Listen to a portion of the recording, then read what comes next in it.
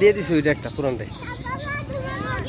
হ্যাঁ, আমাদের এই আজকে মইনুট ঘাট ট্যুরে আসছে এই ছোট্ট ভদ্রলোক যার নাম আয়ান।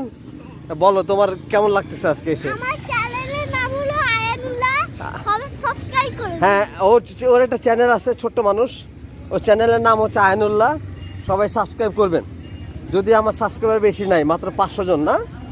ঠিক আছে, ধন্যবাদ, থ্যাংক ইউ। হ্যাঁ আচ্ছা, হ্যাঁ